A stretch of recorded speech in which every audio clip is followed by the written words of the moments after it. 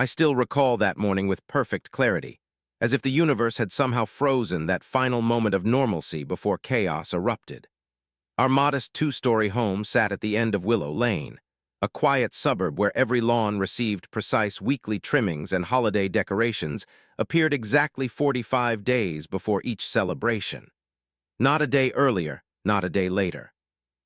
My wife Elizabeth was 8 months pregnant with our miracle baby after 5 years of trying, 3 miscarriages, and countless tears. The doctor had ordered strict bed rest for the final weeks due to complications that left us constantly on edge. Every morning, I would wake before dawn to prepare her meals for the day, arrange her medications in perfect rows, and triple-check our emergency contact list. The hospital bags remained packed by the front door, a constant reminder of our fragile situation.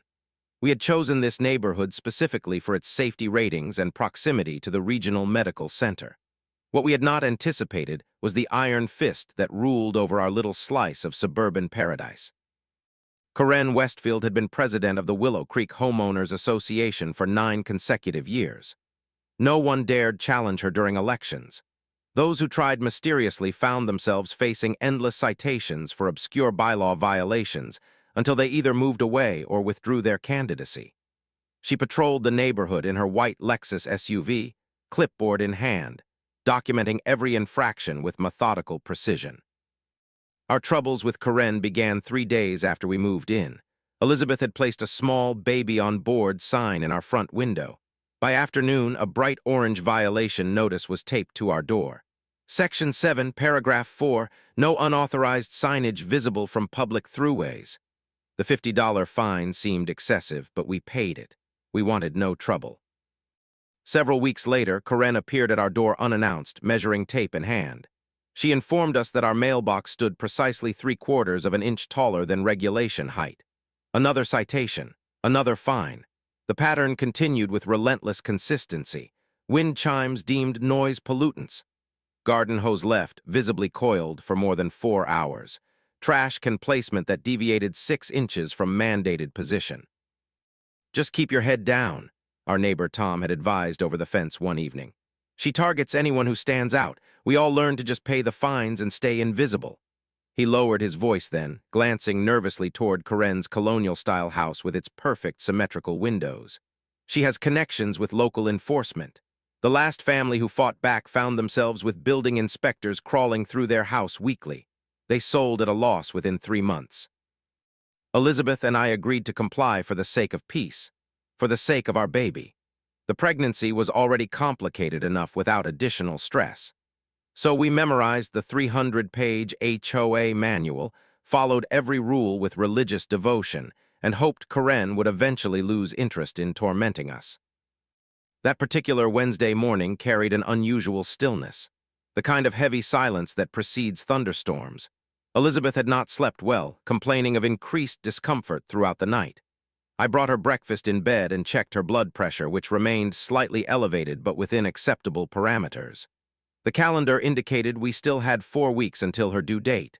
4 weeks of caution, 4 weeks of waiting. I never imagined that within hours, our carefully constructed patience would shatter. That Corinne would cross a line no human being with any semblance of decency would ever approach.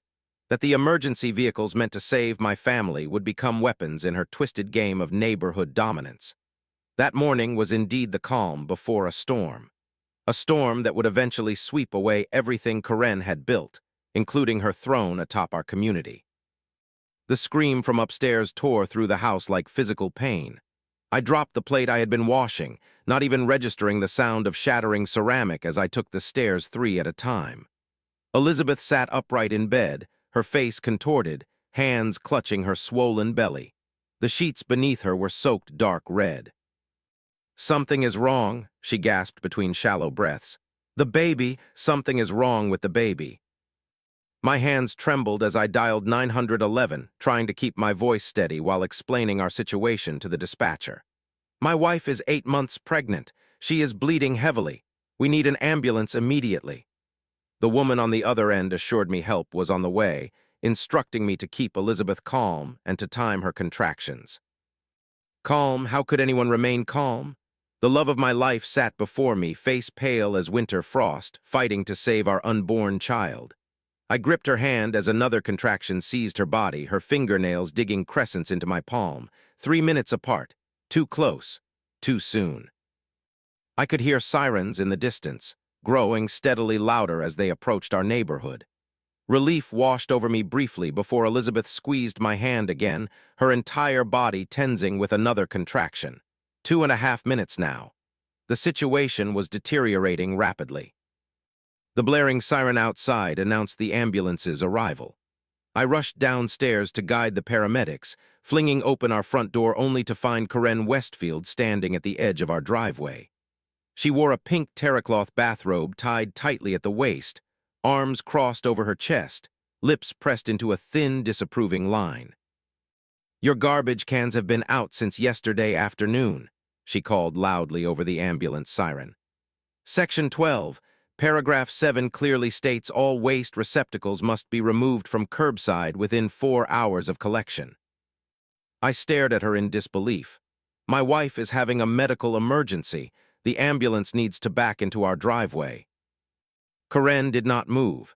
Instead, she walked deliberately toward her own driveway where her white Lexus sat perfectly centered between the painted lines. "I need to document this violation before I can allow any emergency vehicles to disrupt the neighborhood peace." The ambulance driver honked impatiently, gesturing toward Karen's vehicle which partially blocked their access to our driveway. 2 paramedics emerged, equipment in hand, looking confused by the standoff. "Please," I begged, desperation cracking my voice. "My wife is bleeding. The baby might be in danger. Move your car." "You people think emergencies exempt you from community standards," Karen replied, opening her car door with maddening slowness.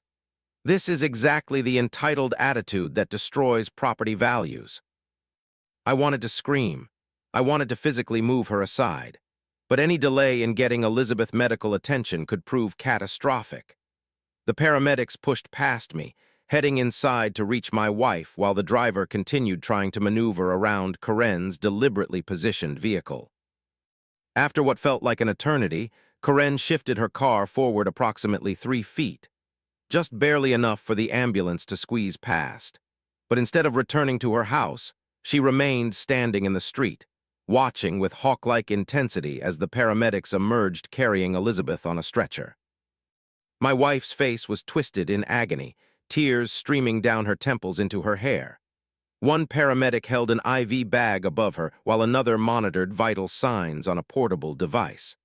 I followed closely, gripping Elizabeth's hand, whispering reassurances I did not believe myself. As they loaded the stretcher into the ambulance, I noticed Karen circling toward the rear of the vehicle.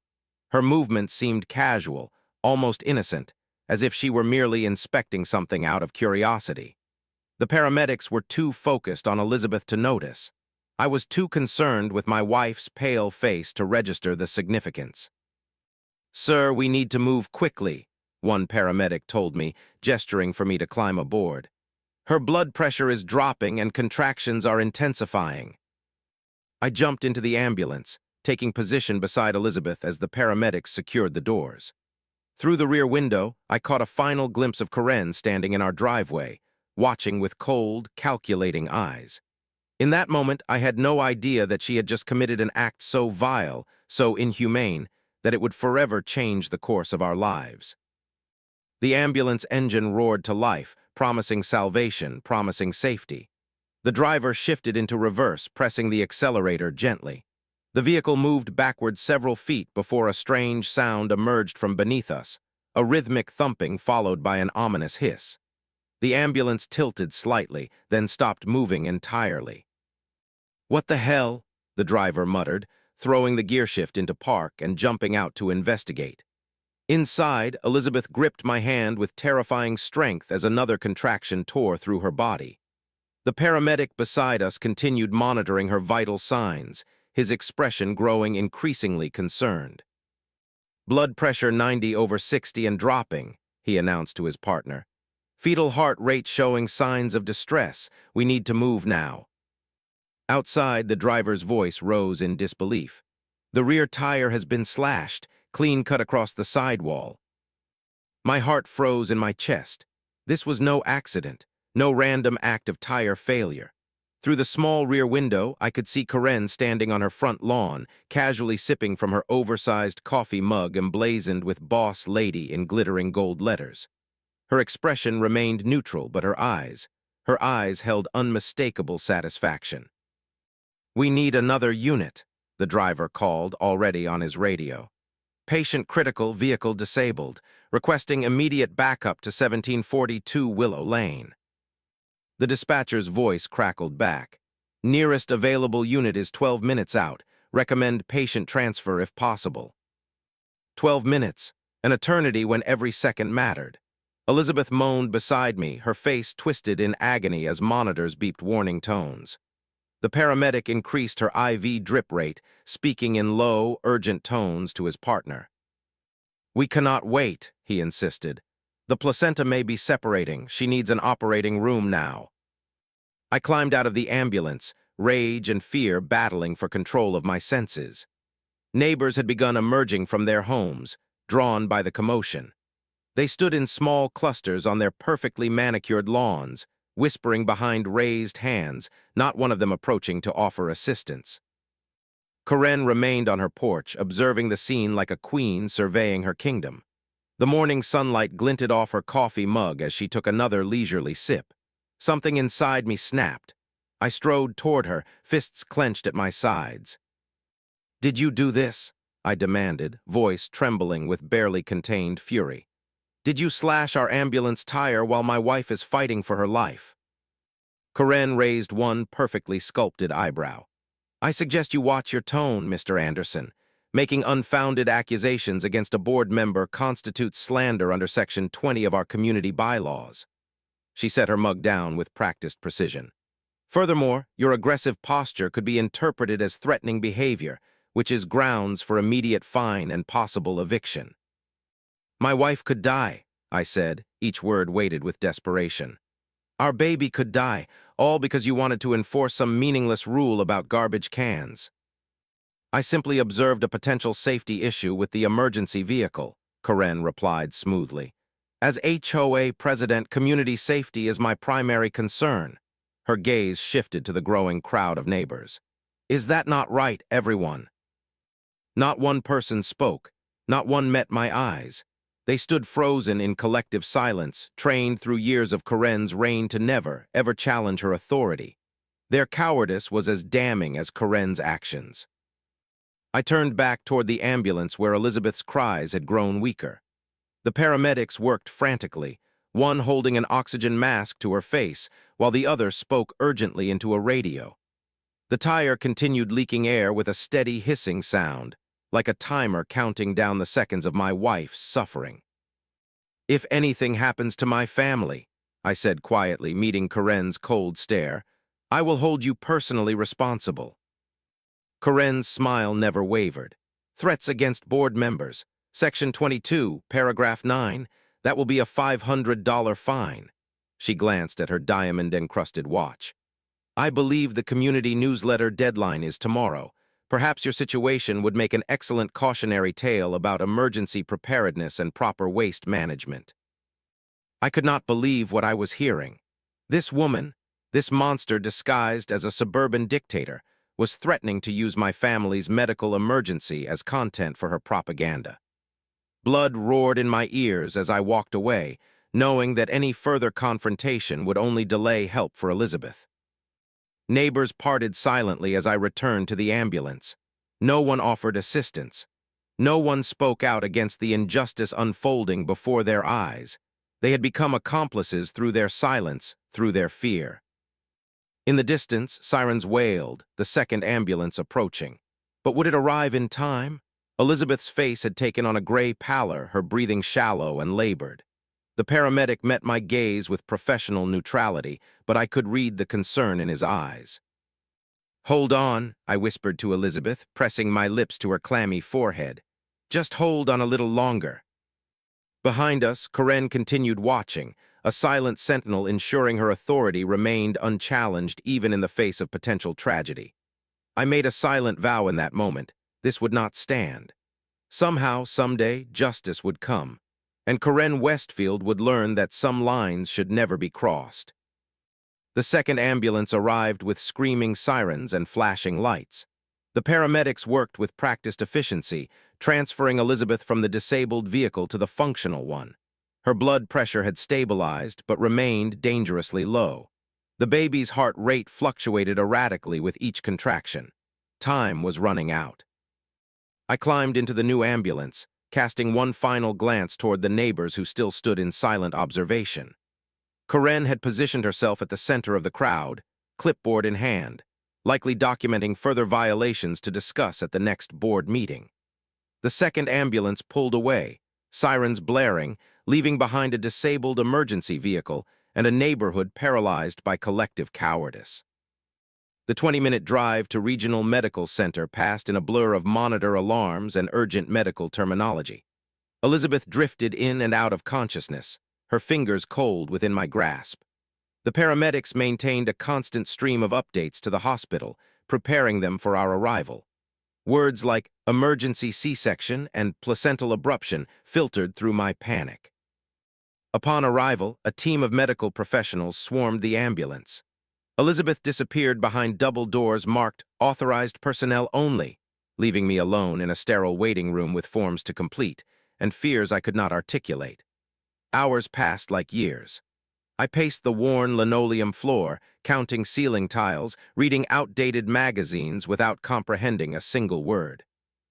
Finally, a surgeon appeared, surgical mask pulled down around his neck. "Mr. Anderson, your wife is stable." He paused, his expression gentle but serious. "We performed an emergency cesarean section. Your daughter arrived at 29 weeks gestation, weighing 2 pounds, 7 ounces. "My daughter," the word felt foreign on my tongue. "She is alive."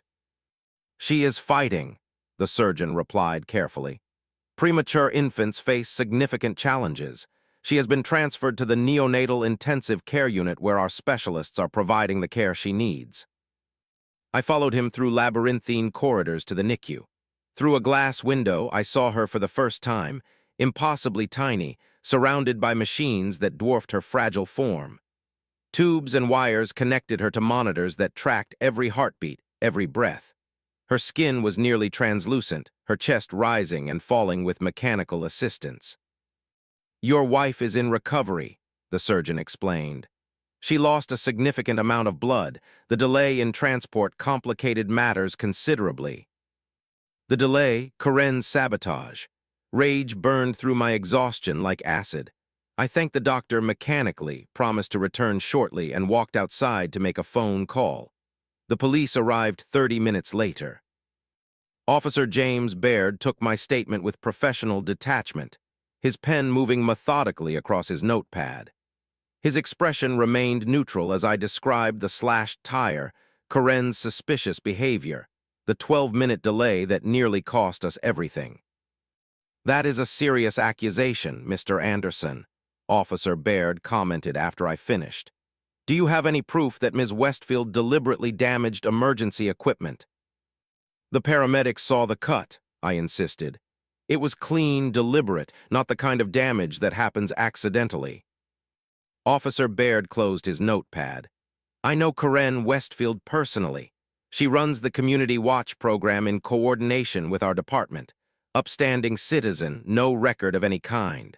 Perhaps in the stress of the situation, you misinterpreted what you saw." My heart sank as I recognized the dismissal in his tone. "You are not going to investigate." "I will file the report," he assured me. "But without witnesses or evidence, this remains speculation. Ambulance tires can be damaged in numerous ways, road debris, manufacturing defects."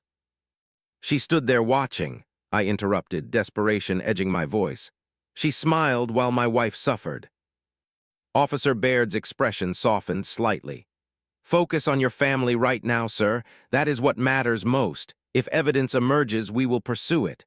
But for now," he trailed off, his implication clear, the matter was closed. I returned to the hospital, alternating between Elizabeth's bedside and the NICU observation area. Our daughter, we named her Hope, fought for every breath. Elizabeth recovered slowly, weeping when I told her about Karen's actions and the police response. We felt helpless, defeated, alone against forces too powerful to challenge. 3 days later, a light knock on Elizabeth's hospital room door interrupted our quiet conversation. A woman I vaguely recognized from 4 houses down stood awkwardly in the doorway, clutching her purse tightly against her chest. "I am Margaret Phillips," she introduced herself softly. "I live at 1750 Willow Lane. I saw what happened that day." Hope stirred in my chest for the first time in days. "You saw Karen slash the tire." Margaret glanced nervously toward the hallway before stepping further into the room. She reached into her purse and withdrew a small USB drive. "My husband installed a Ring camera system last month after our garden gnomes kept disappearing," she explained. "It captures the entire street in front of our house, including your driveway." She placed the USB drive in my hand, closing my fingers around it. "I should have come forward immediately. I was afraid. We all are. But what she did..." Margaret shook her head. "No one should get away with that, not even Karen." I plugged the drive into my laptop with trembling hands. The video quality was surprisingly clear, a wide-angle view of Willow Lane in morning light. The ambulance arrived, Karen confronted me, moved her car inches at a time. And then, unmistakably, while paramedics focused on getting Elizabeth into the vehicle, Karen crouched behind the rear tire. The flash of metal in her hand caught the sunlight. A kitchen knife. 3 quick, deliberate motions against the tire sidewall. Then she straightened, tucked the knife into her bathrobe pocket, and walked calmly back to her position on the lawn. The evidence was irrefutable. Karen Westfield had deliberately sabotaged an emergency vehicle, endangering the lives of my wife and unborn child. In that moment, something crystallized within me, a cold, clear purpose that would guide every action I took from that point forward. This was no longer about HOA bylaws or neighborhood politics. This was about justice, and Karen would face it no matter what. The first person I contacted was not the police. After Officer Baird's dismissal of my concerns, I had little faith in the local department's willingness to challenge someone with Karen's connections. Instead, I sent the video file to Vanessa Reyes, an investigative reporter known for exposing corruption in local governance. Her response came within hours. "This is criminal. I want the exclusive." While Elizabeth remained in the hospital recovering from her emergency surgery, I divided my time between her bedside, the NICU where our tiny daughter fought for survival, and building our case against Karen. Vanessa guided me through the process of uploading an edited version of the video to social media platforms.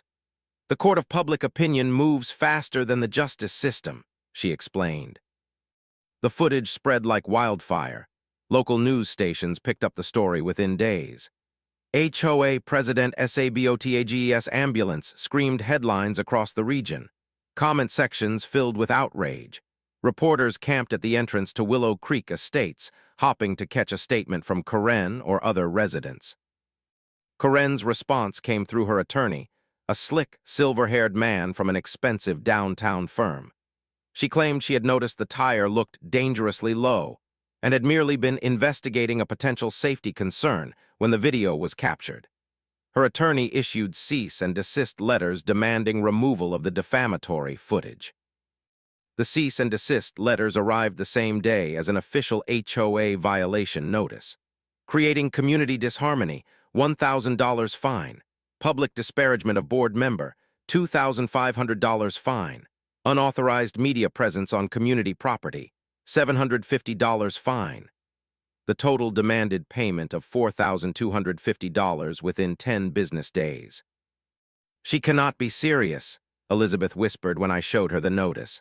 My wife had regained some color but remained weak from blood loss and surgery. After what she did to us, to Hope. Hope, our miracle fighter, had survived her first week in the NICU. The doctors remained cautiously optimistic, though warned us of the long road ahead. Every day she remained stable was a victory. Every gram of weight gained, a triumph. I contacted several attorneys, but most declined the case after learning who we were up against. Karen's influence extended beyond our neighborhood. Finally, I found Rebecca Chen, a civil rights attorney who specialized in cases against powerful community organizations. She took one look at the video and agreed to represent us pro bono. This goes beyond HOA overreach, Rebecca explained during our first meeting. Interfering with emergency medical services is a criminal act. The civil suit will run parallel to criminal charges once we bypass the local police department. With Rebecca's guidance, we filed formal complaints with the district attorney's office, the state attorney general, and the Department of Emergency Services. The footage from Margaret's security camera served as our primary evidence. Additional neighbors, emboldened by the growing public support, came forward with their own stories of Karen's reign of terror. Vanessa's investigative reporting revealed Karen's network of influence. The police officer who dismissed my initial report was her second cousin. The judge who had thrown out previous complaints against the HOA was a regular at her annual Christmas parties. The county commissioner who approved their restrictive covenants played golf with her husband every Sunday. 2 weeks after the incident, a detective from the state police arrived at the hospital where I maintained my vigil between Elizabeth's room and the NICU. Unlike Officer Baird, Detective Sarah Mercer had no connections to Willow Creek Estates or Karen Westfield. The county prosecutor has reviewed the evidence, Detective Mercer informed me. Criminal charges are being prepared against Ms. Westfield for vandalism of emergency equipment, reckless endangerment, and obstruction of emergency services. That evening, Elizabeth was well enough to be wheeled into the NICU to hold Hope for the first time.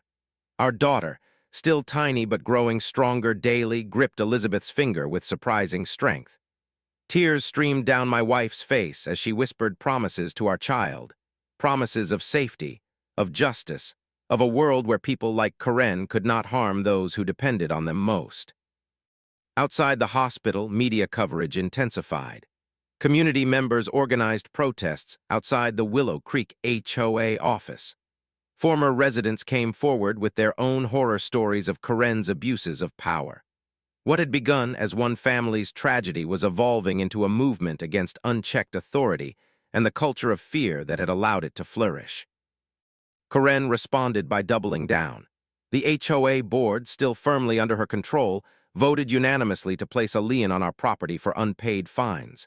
Her attorney appeared on local news stations, painting her as the victim of a social media witch hunt.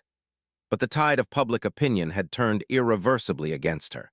The empire she had built on intimidation and connections began showing the first cracks in its foundation. As hope grew stronger each day, so did our resolve. This fight was no longer just about our family. It was about every family who had suffered under similar tyranny, every community held hostage by those who abused their authority. And we would see it through to the end, no matter what it cost. The courtroom felt smaller than I had imagined. Polished wooden benches lined the gallery like church pews. The judge's bench loomed imposingly at the front, the state seal mounted on the wall behind it. Elizabeth sat beside me, her hand clasped tightly in mine. Though still recovering from her ordeal, she had insisted on being present for every moment of the proceedings. Hope remained in the NICU, now 7 weeks old and making remarkable progress. She had nearly doubled her birth weight and no longer required ventilator support. The nurses had arranged a secure video feed so Elizabeth could watch her between court sessions, a small kindness in a process filled with clinical coldness. Karen entered flanked by her legal team, 3 attorneys in suits that probably cost more than our monthly mortgage payment.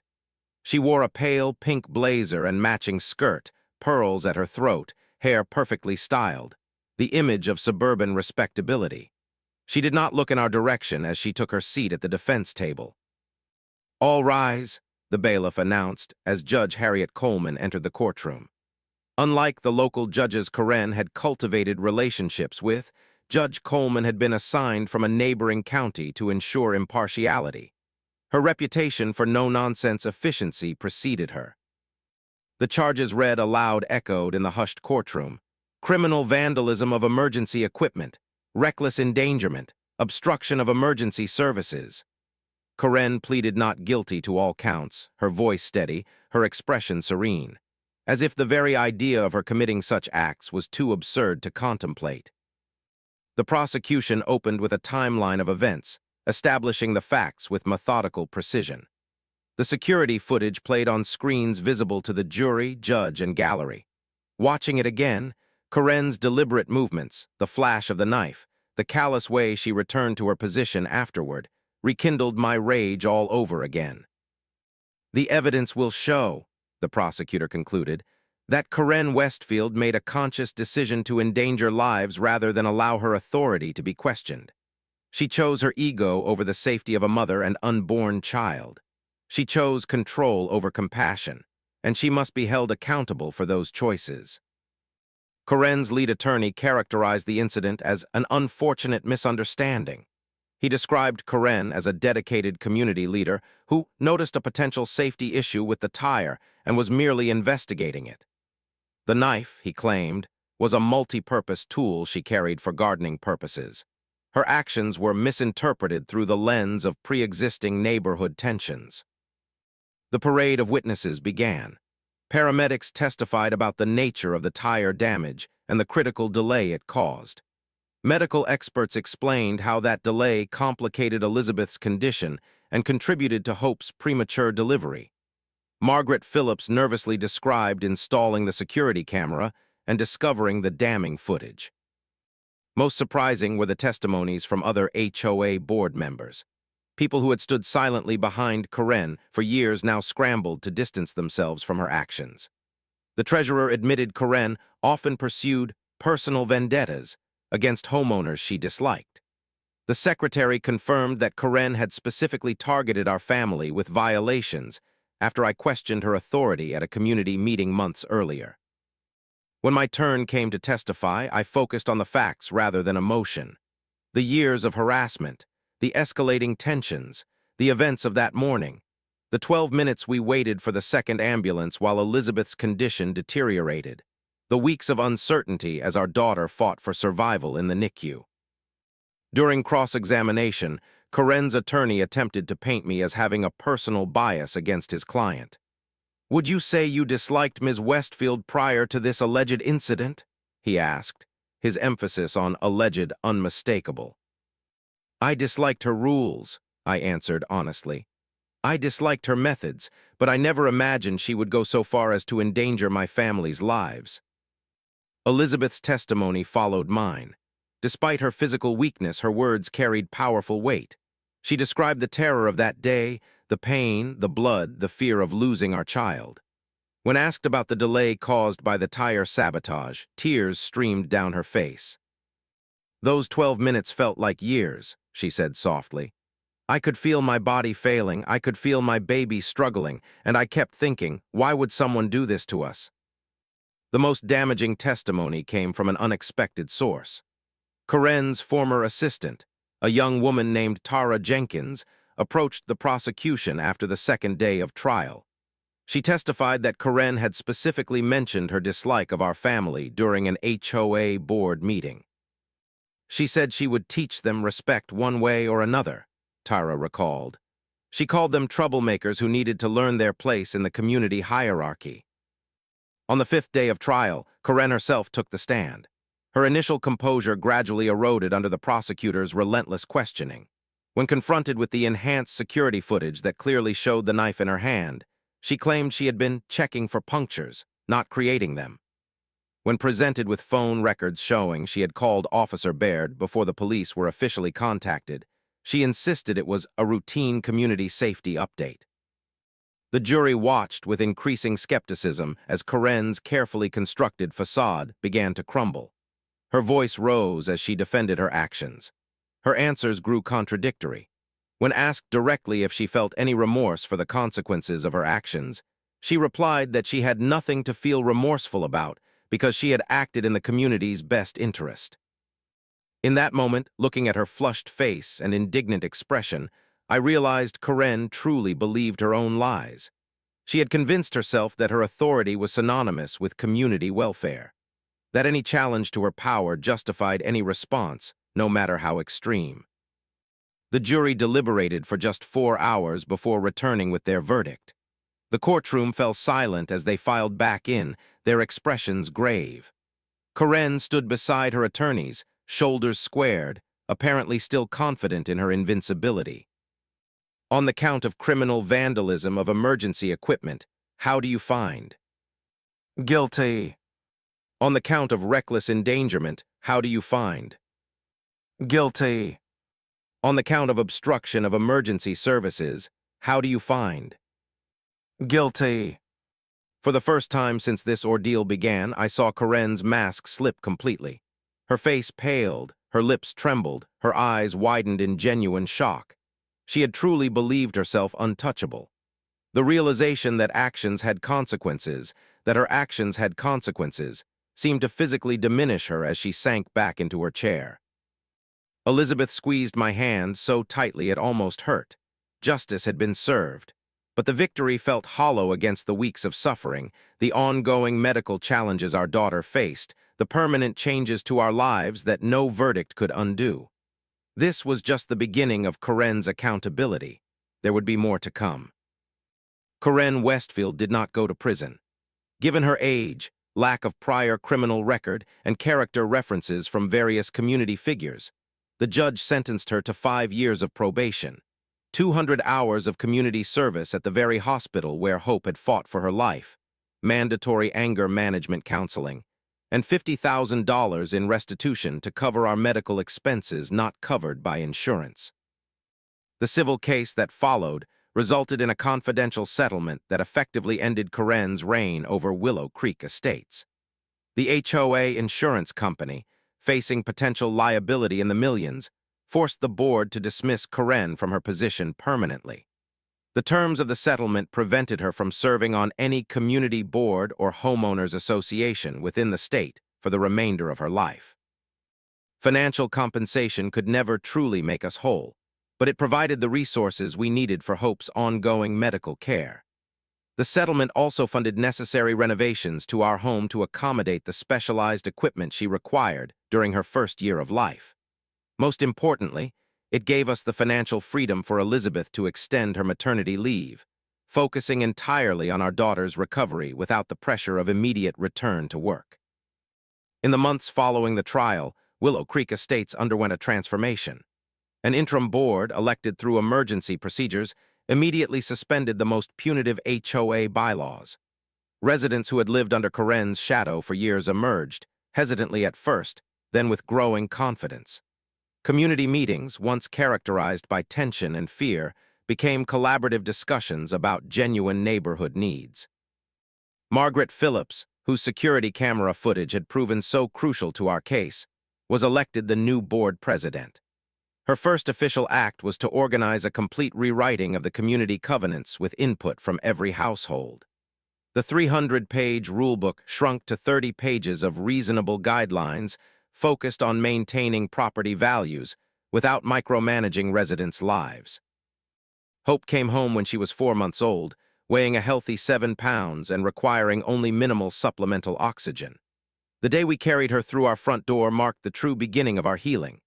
Neighbors who had once stood silent in fear now brought meals, offered childcare assistance, and stopped by regularly to check on our family's well-being.